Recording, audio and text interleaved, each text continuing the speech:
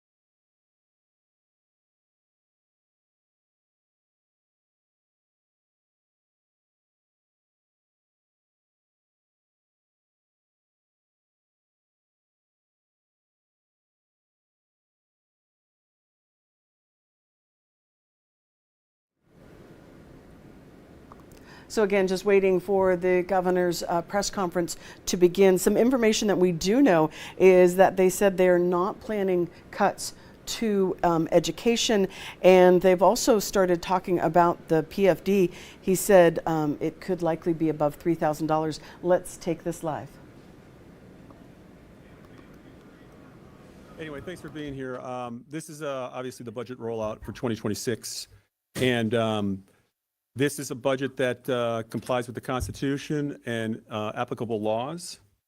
And before we get into the nitty-gritty with some of the folks behind me and asking questions, you know, Alaska is a unique state. I think we all know that and believe that, but sometimes we have to just revisit some history on the great state of Alaska. It was a gamble from the get-go. In 1867, William Seward, and I think we're the only state that really remembers or reveres a Secretary of State, but William Seward in 1867 consummated a purchase from Russia, and we took possession of the state of Alaska, the United States did, for its resource potential and its geopolitical location. It's important to know that. And so Alaska was a dream, Alaska was a risk. And to this day, like America, it's an experiment, and Alaska remains a dream. We have a great motto, North of the Future. And we have enormous potential, and we've just scratched the surface on that potential. So it was purchased for $6.7 million. We probably can repay that in half a day of oil production. And so just to put that in perspective, but we also have tremendous amounts of other resources in Alaska. Huge amounts of gas, huge amounts of rare earths, copper, lead, zinc, gold, silver, you name it. We've got it almost unlike any other state. We have enormous amounts of potential farmland. Forests, water. We have everything we need here in the state of Alaska to pay our way to create a future for our kids and our grandkids if we so choose to do that. So the issue with Alaska is going to be not that we're running out of resource to be able to pay our way, but are we going to make good policy decisions moving forward? And that's part of what this budget is about. That's part of what the discussion is going to be with the legislature this session. Tremendous opportunities. We've recently just had an election. The people have spoken as to who they're sending to down to Juneau. It's when I say a split legislature between Republicans, Democrats, and some independents. So there's going to have to be dialogue for us to accomplish tasks on behalf of the people of Alaska. And I would say no matter what anyone says, the people of Alaska want us to be able to produce policy and budgets at the end that benefit the people of Alaska. Not necessarily special interests, not necessarily just one segment of Alaska, but everybody in Alaska. When I ran for office back in 2017, I was interviewed, by a reporter, and in August of 2017. And it was an extensive interview, and one of the questions was, what is it that you want to focus on? And back in 2017, it was public safety, better educational outcomes, balanced budget, and making sure we get investment in Alaska. And that's what all of our budgets, that's what all of our policies have been ever since I ran for this office. People of Alaska sent me down here for a second time under a new voting scheme, ranked choice voting, and we performed pretty well, I would say. And so we're here because the people want us here. The legislature's here because the people want the legislature here. But again, in order to make things work, we're going to have to really work together. And we believe we're going to have a pretty good policy package that we'll roll out here in a few weeks on everything from education to energy to land use, you name it. But Alaska is positioned really well. And going back to the election again on November 5th, we have a whole new administration in Washington, D.C. And the reason I bring that up, I mean, there's no secret that I support President Trump. There's no secret that we have dialogue about Alaska. And I think that's important because rarely in the history of the state of Alaska have you had a president of the United States really take an interest in Alaska. Politically, we're small. We have small numbers. We have 3 electoral votes. We have 1 congressperson. We have 2 senators. But we're 730,000 people. We're the population of a county at the top of the world. And so for most of our history, I would argue, we've been forgotten. But under President Trump's first term, he was very focused on Alaska, creating opportunities for Alaska, creating jobs for Alaskans, creating revenue for Alaskans. And I would be remiss if I didn't say I'm thrilled to death that he's back in office. Because we begin the discussions already, and he understands what Alaska is all about. And a lot of our folks in Washington, D.C., we've formed relationships with over the years. Folks that have known Don Young really well in Congress, through our federal delegation, our senators as well. And so I think Alaska, not just this country, but Alaska is poised to do very, very well on policy. If we choose to pursue good policy, I think you can see everything from a gas line. I think you can see our force monetized and now managed for the future generations like other countries do. Our CCUS policies, our regulations are almost complete. We completed our carbon transfer policies for trees last year. We are getting inquiries from places in the lower 48 and across the world in terms of carbon monetization, because I know there'll be questions about, well,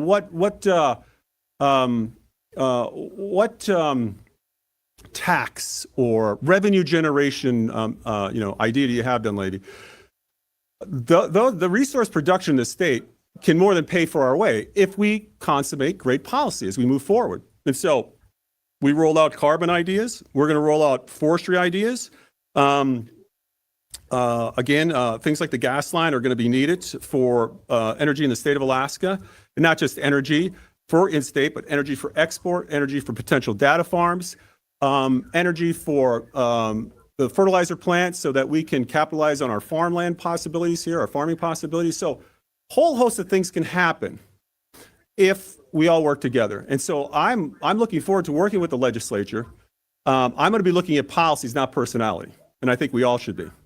The race is over. The elections have been determined. The elections have been completed. Recounts have been completed. So we've got all the ingredients in Alaska to really, really, over the next 2 years, this next session, to really, I think, take advantage of so many things. And so I just want to leave the people of this great state with with a lot of hope, because we do have a lot of hope. I always say that Alaska's best years are ahead of us. And some of those years are going to happen starting right now. I would anticipate that when the president is sworn in on January 20th, that there will be a series of executive sessions, I think, that will not just touch America, but Alaska as well. I think you'll see some things reversed that were, I say, inflicted upon Alaska by the last administration. You know, it was very doubtful whether the federal authorities debating whether we should become a state were going to allow us to become a state. They questioned whether a state of this size, landmass-wise, could take care of itself, could run itself with only 200,000 people at the time, or 220,000 people. So we were basically, some folks may not know this, we were basically forced through the Statehood Act and negotiations with the federal government to collectivize all of our resources under the sovereign. So in Alaska, you have very few landowners. You have the state, the feds, our native corporations, and then so very little land is distributed to others, unlike other states. They did this because they wanted us to monetize our resources. They wanted us to maximize the monetization of those resources. We've done a pretty good job with things like oil.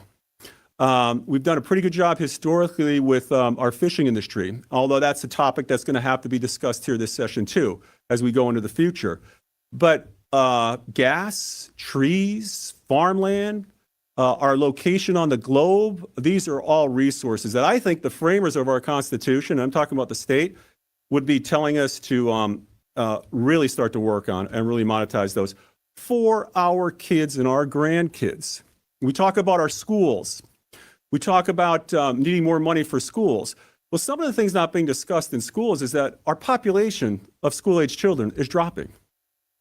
We just don't have the children in numbers that we have previously in the past several decades. It's a fact. It's happening across the country, but it's happening here in Alaska. So as your population, your school-age population drops, the whole funding formula to an extent is tied to population in schools. So when people tell you that are advocates for money only, that it's just, everything gets fixed just simply by adding money, you got to have an honest, serious, deep discussion as to what's happening with our schools. And part of that is our demographics are changing. There was a report that came out a few days ago on population in general in Alaska. And there's some predictions that if we don't turn things around and again, create opportunities, create an environment for kids and young people to want to stay here, Southeast Alaska may lose up to 17% of its population here in the next several years. So we're aging rapidly in the state of Alaska, but it doesn't have to be that way. That's the great thing about the legislative process. That's the great thing about Alaska. You know, if we were California or New York, where it's so big, it's so stodgy, it's so tough to do business, we might be having a different discussion. But here in the great state of Alaska, there's 20 senators, there's 40 representatives, and there's one governor. And for the next 90 days, we can create a phenomenal future for this state, a phenomenal future. Or we could end up arguing with each other, fighting with each other, like it's a very special high school. And so, again, there's tremendous opportunities. The framers want us to pursue our resources. You're going to see policies rolled out to do that. But in the end, I would say that the budget we're rolling out, once again, is in compliance with our Constitution and all applicable laws. We're going to talk in just a second here on revenue. Then we'll talk about highlights in the budget, and then we'll open it up for questions. And probably in the next couple weeks, probably before the session starts, we'll have another press conference in order to give the press and others time to examine the budget, think about some of the things that are being rolled out, so we can have a much deeper conversation about policy and where the state's going to go. So with that, I would ask that Commissioner Crum come up, talk about revenue and a couple other things related to Department of Revenue, and then we'll have Lacey come up. Where are you? There you are.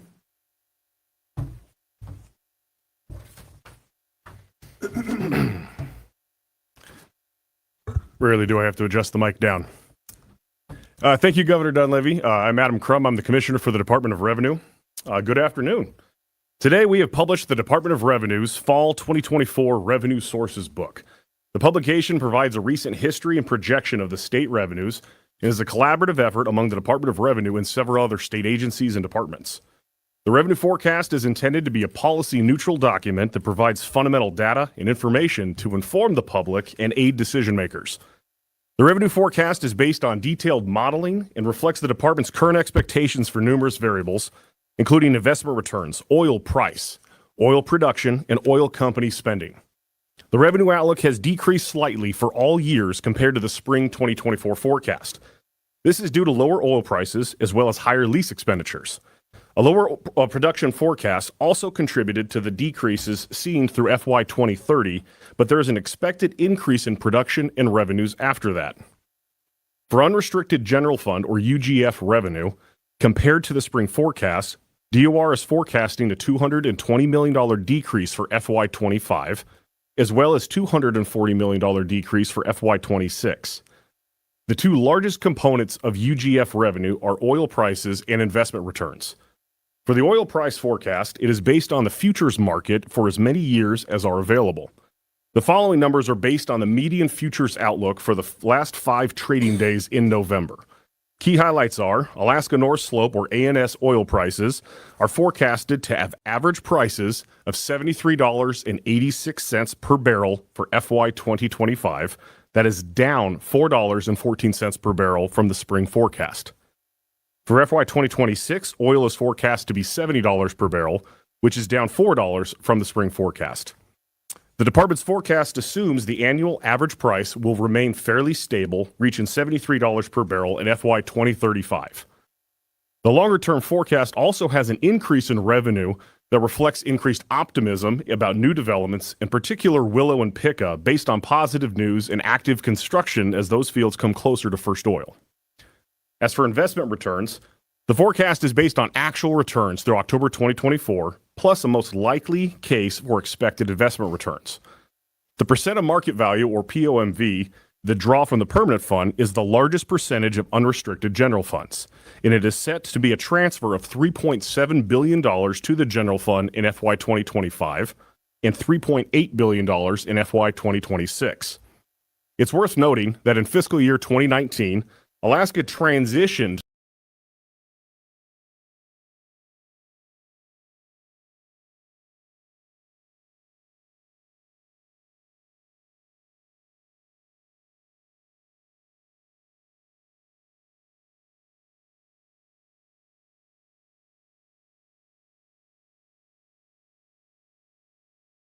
health of the state. Our geo bonding capacity is roughly $1.4 billion. We'll actually have our updated debt book will be coming out. It's due at the end of January.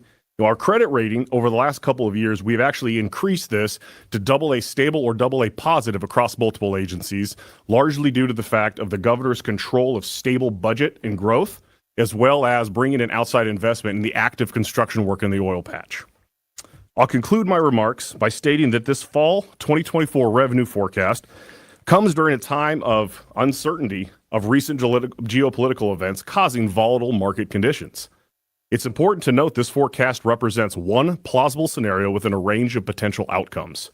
As always, thank you for your time, and I'll now hand this off to Director Sanders. Good afternoon, everyone. My name is Lacey Sanders. I'm the Office of Management and Budget Director. I'm going to walk through some more technical details and numbers associated with the budget, as well as highlight a few items for you all today. Thank you. So the FY 2026 budget totals $14.2 billion. Of that, $11.4 billion is associated with the operating and the statewide items in the budget. The capital budget this year totals $2.8 billion. I want to emphasize that this budget does not include any proposed reductions. Any reductions will have to be determined through legislative actions. There are items that were previously appropriated. These are called one-time funding. Those do not carry forward each year and have been removed from the budget. There's an overall reduction to the budget from 2025 to 2026 of approximately $280 million. This year's budget and the current year's budget and the next year's budget for 2026 both do rely on a draw from our savings account, the Constitutional Budget Reserve Fund.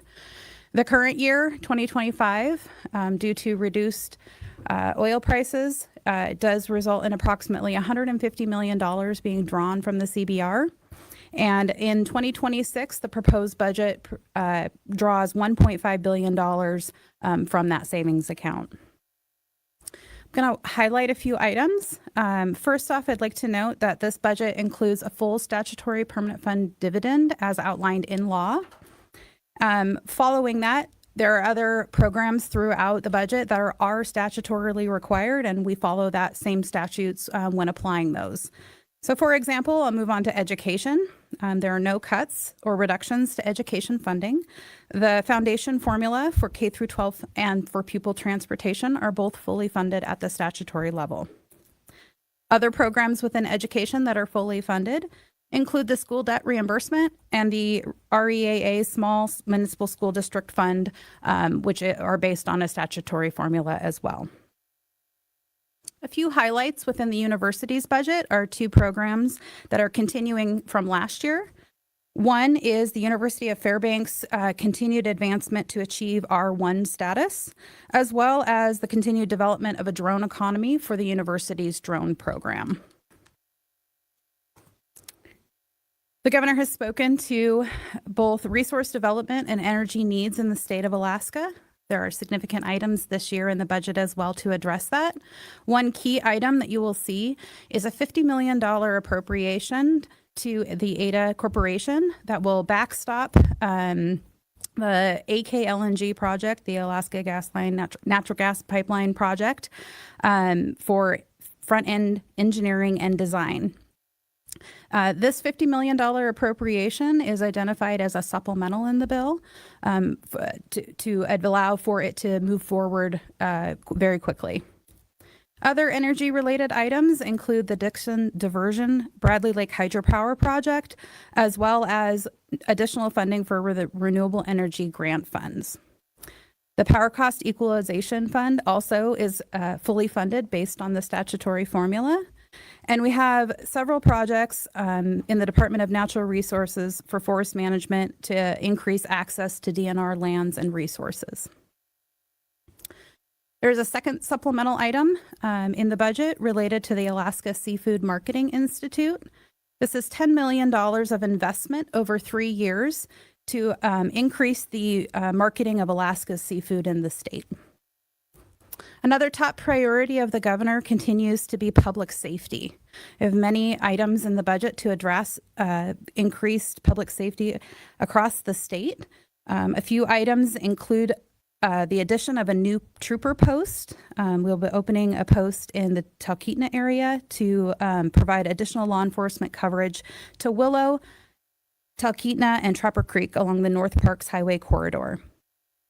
There are 3 new state trooper investigator positions being added to the budget to continue efforts in fighting crimes against children in Kotzebue, Nome, and the Northwest Arctic region, as well as increased village public safety officers from 85 to 90, so 5 additional VPSOs in this budget. There's a capital request as well to allow the Department of Public Safety to respond to emergency rural response across the Alaska, and this is for the purchase of a new aircraft, which is called the Pilatus.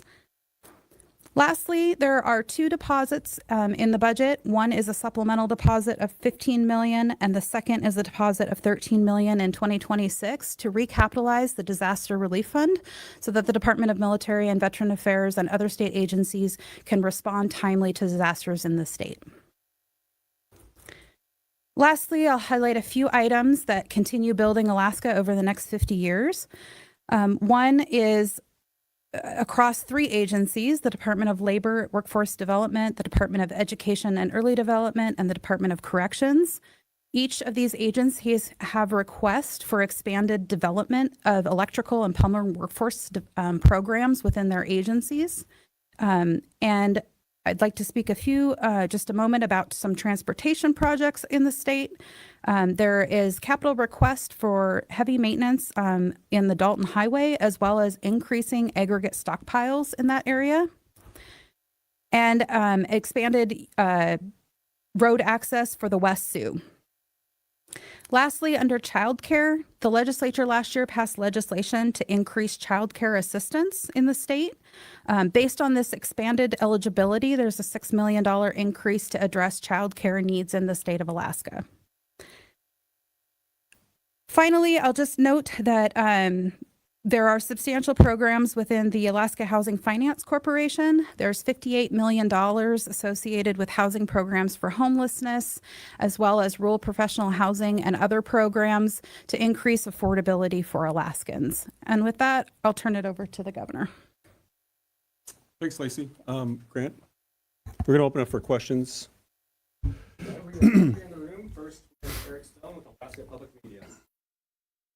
Hi. So I was curious about, why draw from savings to pay the PS? Why draw from CVO to statute? You have the PFDs in law, just like some of these other programs are in law. You don't have enough revenue, but you have savings. So you have to make a choice as to whether you're going to reduce education or reduce other aspects of the program to get that budget balance. But let me talk for a moment about the PFD. The PFD was once hailed as one of the greatest ideas any state has ever come up with. And then as oil revenue started to decrease, a number of folks, it's always been an issue ever since the PFD came into existence. There were people that believe that you should not be giving money to Alaskans, that you should be giving money to programs or giving money to certain groups that want money. And there were many of us, and I think the majority of Alaskans today, if there was a poll done tomorrow morning, would probably say that we would prefer to have the PFD, especially now in the inflationary era that we're in. So you have a law in the books. And the question, I guess, is which law do we not follow? So we're going to follow the laws, and we have the savings. So that's why you have the budget designed as it is. Next, we're going to Mark Sabatini with the Juneau Empire.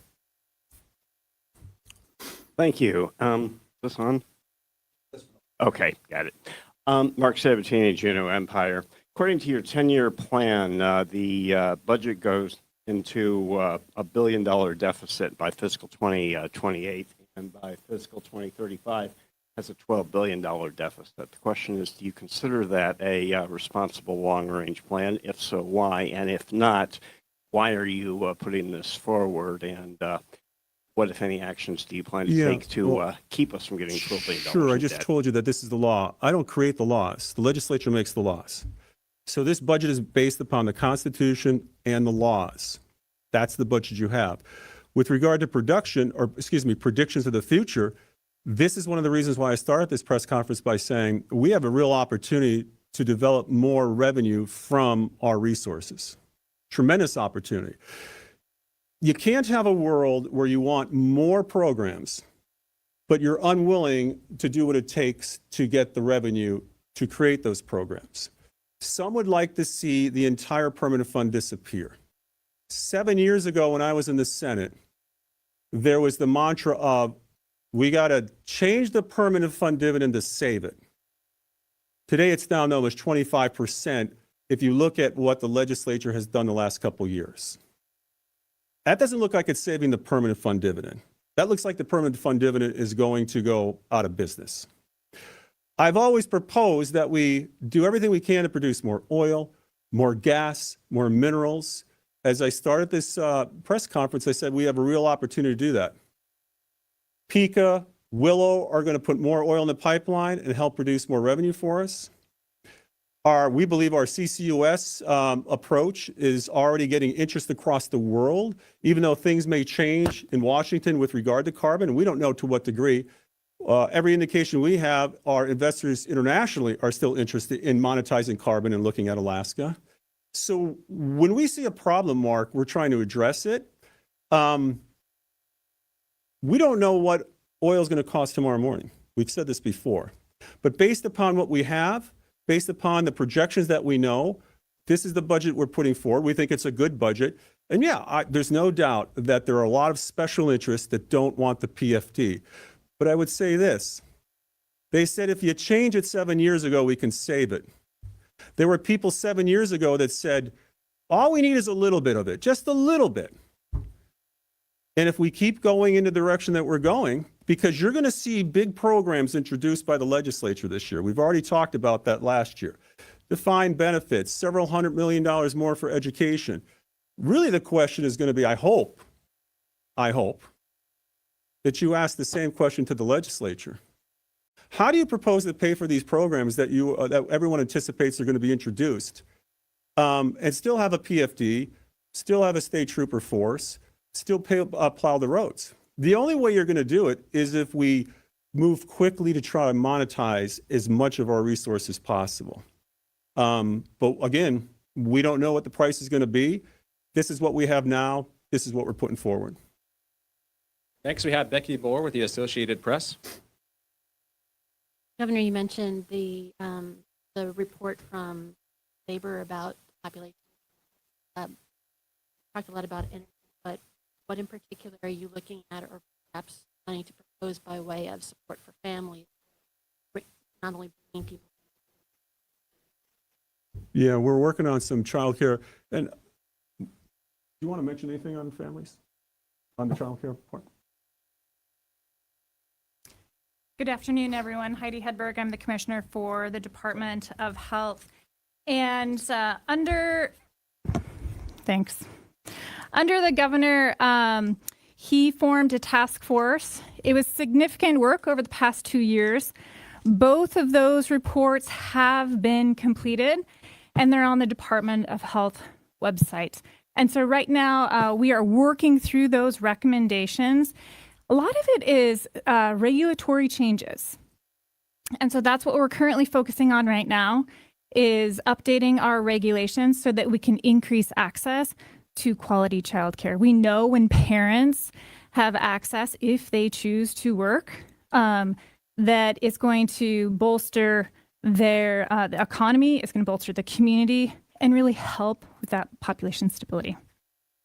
We've also introduced tax credit bills on childcare last year. And our efforts at increasing our reading performance, our efforts at expanding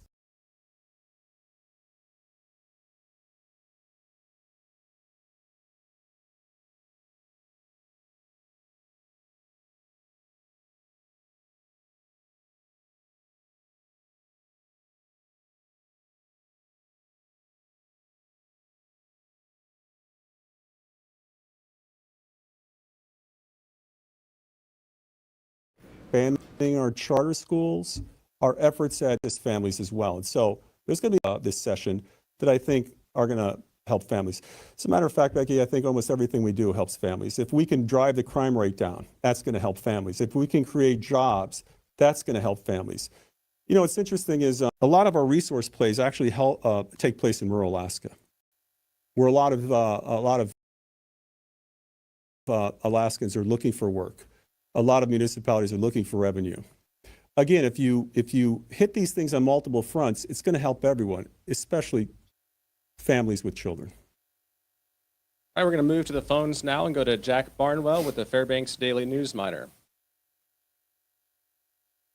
Yeah, for the $50 million backstop for the speed, there has been some criticisms about that not containing the Fairbanks lateral. Any thoughts of probably that changing? We see gas getting the Fairbanks first, to be honest with you. The whole line is going to benefit the entire state of Alaska. As a matter of fact, Senator Bishop, myself, Senator Hoffman, when I was a senator, we put an amendment in the gas line bills to ensure that revenue that comes from that gas line bills provides a funding for energy projects in rural Alaska. But Fairbanks, the Nenana, Denali Borough, Matsu Borough, Kenai, Anchorage, everyone is going to benefit from this project. So the answer to that question is we will have gas going to Fairbanks. There's no doubt. It's going to be part of the plan. All right, moving next to Ira Samuels with the Anchorage Daily News.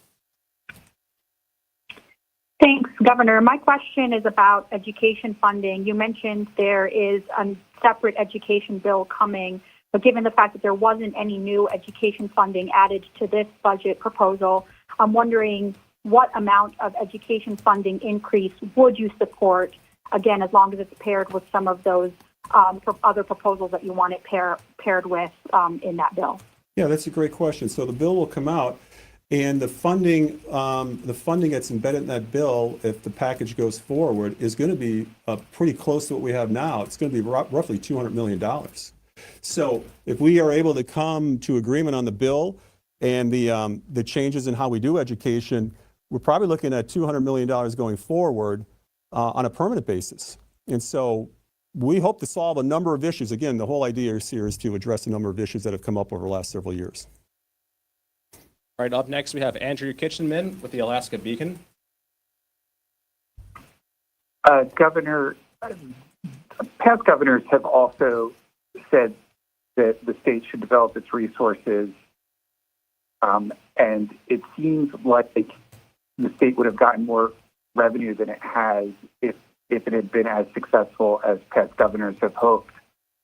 Should Alaskans be concerned about the size of deficit looking into the future if the only possible plan is resource revenue that can be affected by global markets and federal law and federal administrations? No, I don't think they should be worried. I think they should be excited about the possibilities. Again, Andrew, if we unleash and we are not stopped or prohibited by the federal government from maximizing our resources, we're going to have more oil in the pipeline. We're going to get more oil in the pipeline now. You know, through the work that, for example, Hillcorp has done in squeezing out more oil in a brownfield situation, our decline has been minimized.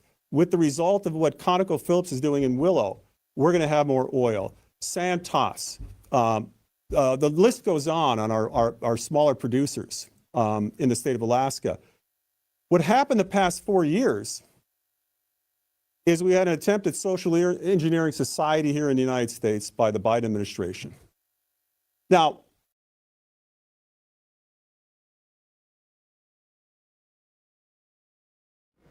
I do apologize. We seem to be having some feed issues coming out of Juneau.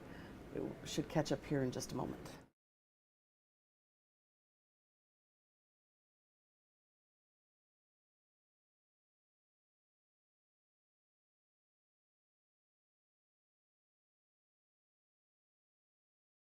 To be fair, it's upwards of $18 billion a year with a B in forest products. If we are able to get investors to come to Alaska, and we have some talking to us now about sequestering carbon in the inlet, for example, we could be realizing billions of dollars in income. Mining, we could be realizing, you won't see as much revenue, but you'll see jobs in a lot of ancillary industries. We have data farms that want to come to Alaska to be able to utilize our environment, but also cheap energy. I think we have tremendous opportunity. The idea, once again, I think if you really look into it, and I would ask the press to really take a look at it, the idea that if you just use a piece of the PFD or you just tax over here or tax over there, I'd love to see the data that says that taxing more and taking more of the PFD is a recipe for a growing state, more vibrancy, more jobs for young people. I don't see it. And again, as I mentioned, if we do more resource development, the impacts are felt greater in rural Alaska when it comes to jobs and taxation by municipalities. And so should they be worried? What the people of Alaska should be worried about is business as usual in Juneau, that we spend 90 to 120 days just arguing about things that really aren't going to make a difference in the trajectory of the state. But I mean, if we can put some good policy together, a lot of these discussions that we've had for 10, 15 years are going to go by the wayside. All right, a reminder for folks on the phone to please mute your phone after you've asked your question. Next, we have Steve Strait with KRUP. Good afternoon, Governor. Steve Strait, KRUP, in Dillingham and KEDI in Bethel. Just a question here. Both the newly organized, both House and Senate, are controlled by the Democrats, have announced goals to increase the BSA and reinstitute defined benefits as a goal, and that'll bring associated budget increases. The question is, with your proposed budget and the legislature's final budget, do you believe you can ensure Alaskans will continue to receive a permanent fund payments over the next 2 years? Thank you. Boy, that's a great question, Steve. As I mentioned earlier, the PFD, the statutory PFD is on the books. That's what we've introduced. People ask me why I do that. Well, because it's the law and it's on the books, and I think it's a great Alaskan institution. But there's others that don't think that way, and so the PFD has been diminished through legislative action over the last couple of years. That's a great question. Will a program in defined benefits cost more than the state can afford? Those are discussions that have to happen this year. Will a price tag on increases in education? I don't know what that'll end up at.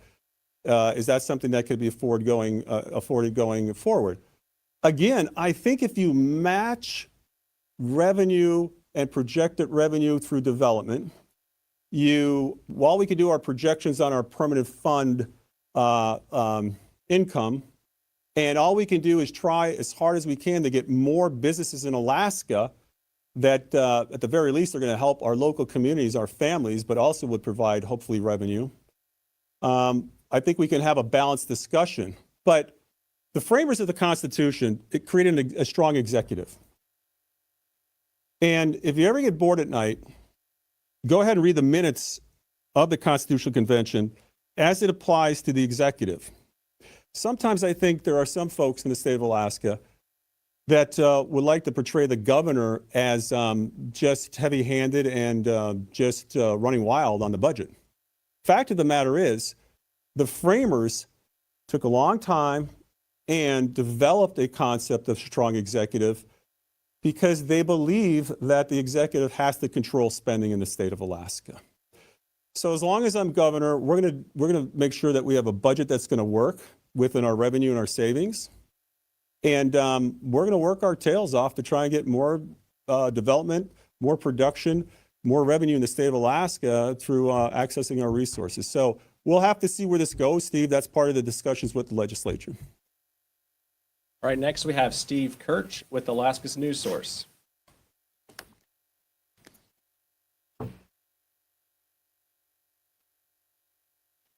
Steve, if you're there, we can't hear you. Yes, can you hear me okay? Yes. Yes, so Governor, going back to the legislature, you're going to have a different majority in the House than last session, and you saw the pitfalls you ran into last session with education legislation, with trying to change outcomes. How do you expect a different outcome this year around, with Democratic majority in the House? Sometimes you get different members. Sometimes you have people over a period of time think through things. And sometimes people come to the realization that margins are so thin in the legislature that it's probably a great idea to work with the bodies, the caucuses, and the governor. You got to believe that we can do better than maybe what we have done over the last several years. And so we know what the problems are. We have some solutions to the problems. We just have to make sure that we're focused on fixing the problems and less so on the politics and the personalities. All right, next we have Jeff Landfield with the Alaska Landmine.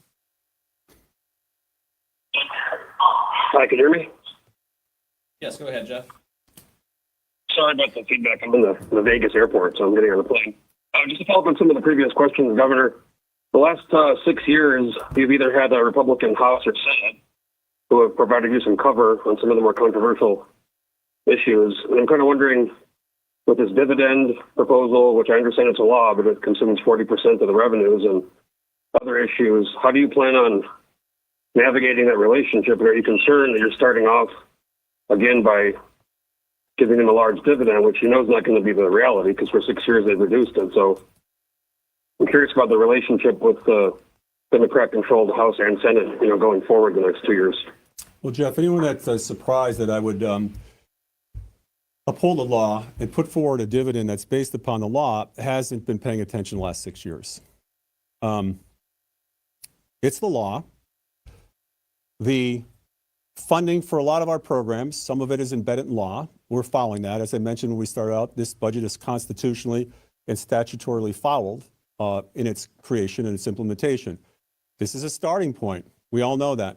This is a discussion point. We all know that.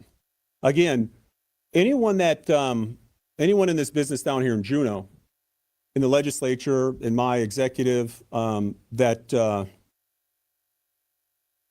doesn't see this as a discussion point and having to work together to get a final budget, they haven't been paying attention the last 6 years. And so I guess to answer your question, we are compelled by Constitution and law to put together a budget. There are processes in place. There are vetoes. There are veto overrides. There are discussions. There's committee meetings. There's a whole host of mechanisms to get to a final product. Again, this is what the framers envisioned when they put this Constitution together. All I'm saying is we have some real opportunities. There's going to be compromise across the board. There has to be compromise across the board. There always is. But especially this year, because the margins are pretty thin, again, in the legislature, in the bodies, in the caucuses. And so our door is open, my door is open to have these discussions to get to where we need to go. And so the idea that somebody's feelings are going to get hurt because we put a budget together in a certain manner, that's kind of the I guess the mentality that I'm talking about that really needs to go by the wayside. You got a budget, we take a look at the budget. We're going to have legislators that are going to have priorities, legislators that are going to have bills. A lot of these bills are probably going to be decent bills that help Alaskans. We're going to want to work with them on getting their bills across the finish line. We have some great ideas. Our hope is that they're going to work with us to get bills across the finish line to help Alaskans. But if we just keep looking at the concept of helping Alaskans as opposed to this individual or that individual down here in Juneau, I think we're going to get some things done. We have to. All right, next we have Sean McGuire with the Anchorage Daily News.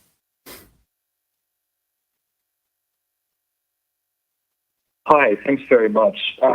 Governor, you said we need a budget that works, but again, going back to your 10-year plan, we're in deficit now by $1.5 billion, and that extends out for the foreseeable future. The constitutional budget reserve would be emptied in a few years. You've again, as you said, repeatedly proposed a full dividend because it's the law. What is your proposal to address that? How are you going to fix that law to make it that the budget does work into the future? Oh, that's a discussion that the legislature also has to have with themselves. Because not all legislators, well, if all legislators wanted a change in the permanent fund dividend, it would have been changed. We wouldn't be having this discussion. If the majority of Alaskans wanted a change in the dividend, we'd have a change. We wouldn't be having this discussion. So by virtue of it not being changed, that means there are a number of people in the legislature, as well as people in Alaska, that would prefer to have a dividend that follows the statute, the current statute. There are proposals, I'm sure, and there will be proposals that will come forth to change the dividend. We'll take a look at that, but whatever is going to happen has got to be done in the best interest of Alaskans. This is the law. This is not a surprise to people. I'm sure there are some people that were hoping, and some special interest groups that were hoping that we would not put forward a full dividend, but that's not going to happen. That won't happen next year either. We're going to follow the law. And so we'll work on people on a number of different bills, and if people want to bring up bills regarding the dividend, we'll have a discussion with them. We'll take a look at it and see if it works for Alaska. Next we have Neil Steininger with the Alaska report. Neil, go ahead.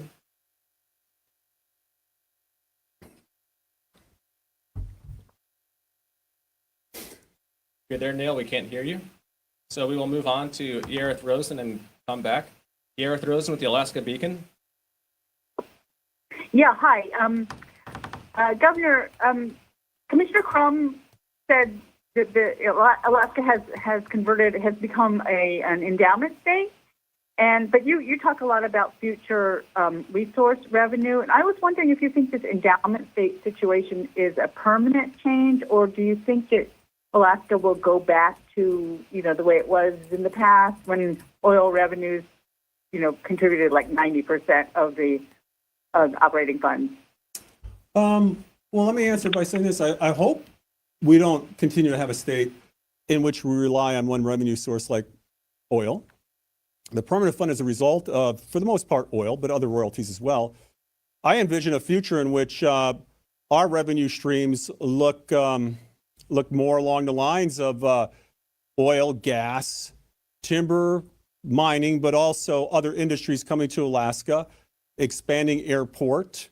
But I do think that the permanent fund is going to be a critical part of government revenue going forward. And as was mentioned, there's predictions that this permanent fund is on course to reach $100 billion here by 2030-31. I think a combination of revenue, new revenues as a result of new industries, and the permanent fund, I think is a good mix for the state of Alaska. And again, it's not just the state government that we should be focused on, paying the state government. We need to pay the bills. We need to provide services, there's no doubt about it. But we also need to create private sector jobs. We need to create opportunities for young people in the state of Alaska. And so I think it's a combination of. Next, we have Ashlyn O'Hara with KDLL. Hi, Governor. Setting aside the $50 million backstop from ADA for the Alaska LNG project, would you be supportive of contributing any additional state financial resources to get that project complete? And then also, I guess, what type of support are you expecting that project will receive from the Donald Trump White House? Thank you. Yeah, great question. So this project is a very large project in its totality. We're talking about phase one, which is the pipeline itself. And I'll just talk for a minute about what's different today than, let's say, 5 years ago. Prior to 2020, we did not have all the permits, federal permits for this project. Prior to 2020, we didn't have sellers of gas getting interested in selling gas. For example, Great Bear Pantheon, Hillcorp, Exxon, ConocoPhillips. There's genuine discussions happening on selling the gas. We have a problem in Cook Inlet. We've known we've had a problem in Cook Inlet. And again, this is what this administration has been about for the past several years, is trying to solve these problems. We know that we're running out of gas in Cook Inlet. There's still gas in Cook Inlet, and as we're working on advancing this pipeline, we're also working on making sure that we can get as much gas out of the inlet as possible. I would say that the $50 million, again, is to update the cost of the pipeline itself from 2015. That was the last analysis we had on what the pipeline would cost. We believe that once that feed, as they call it, is updated over the next several months, that we'll have an established cost for that line, and then investors can take a look at it. Now, some will say, well, Dunleavy, there's been inflation. There's all kinds of stuff happening. The cost of that line is going to be more today than it was back in 2015. That's true. We want to find out what that cost is. But the cost of this line is going to be more today, as well as the cost of other lines are going to be more today. Because we're looking at steel, we're looking at labor, we're looking at machinery. And so no matter where there's going to be a gas line, anywhere in this world, the costs are going to be higher. The line itself and the project itself has advanced considerably. Permits, buyers of gas are lining up. Sellers are having discussions. We've got investors looking at the gas line. And so once again, we believe if we can get this updated feed done here in the next several months, I think we are as close as we've ever thought we could be to a line. And I think we'll end up consummating a line here over the next year or so. All right, we're going to go back to Neil Steininger with the Alaska Political Report. Neil, go ahead. Thank you. Thanks for coming back around, and thank you, Governor. So when you took office, you inherited a large deficit that really came from a significant imbalance between statutory obligations to spend and recurring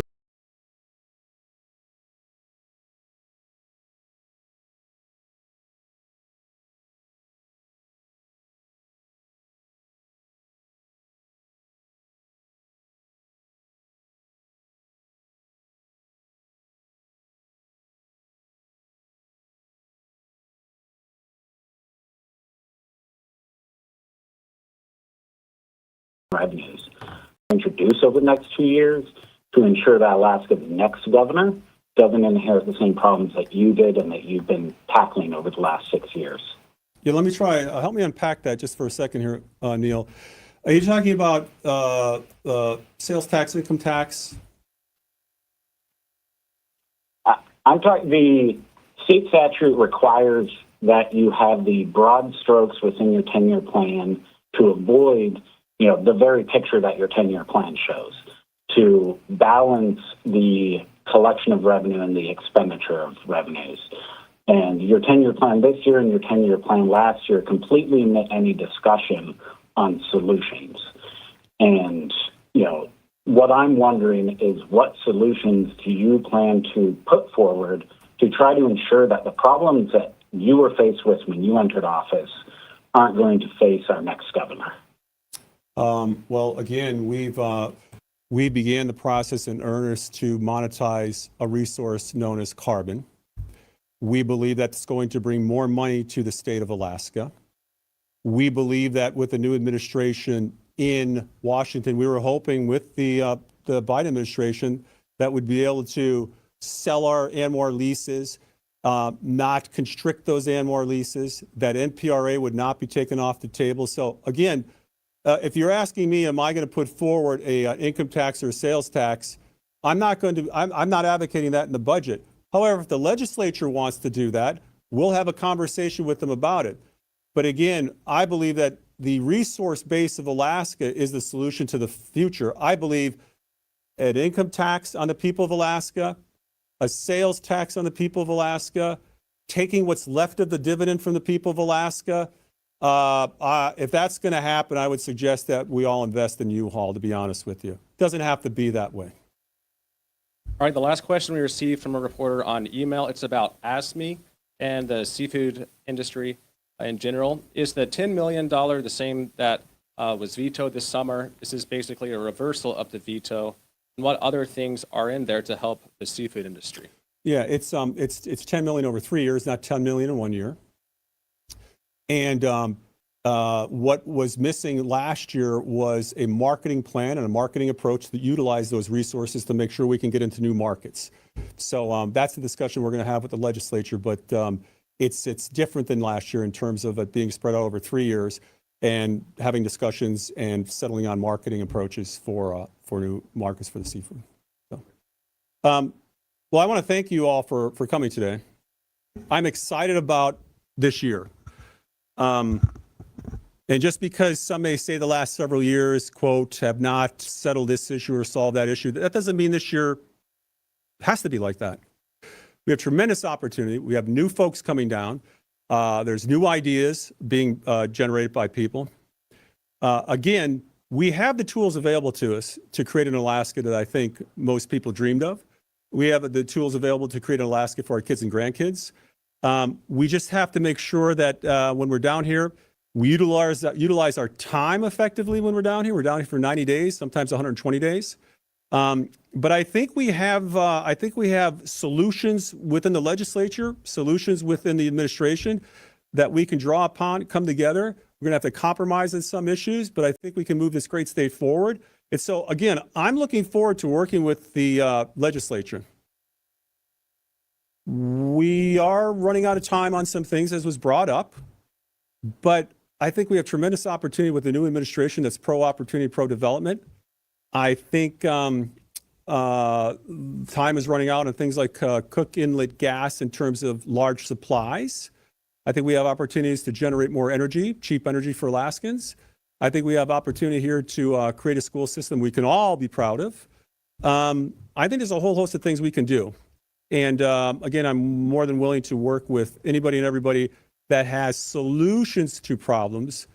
And I hope that's what we get down here this year, all of us working together. And we'll keep the people of Alaska posted. And I want to wish everyone a Merry Christmas and a Happy New Year. Thanks, guys. And there you have it. That was a presentation of the governor's proposed budget for fiscal year 2026. A couple of the highlights: the budget is $14.2 billion.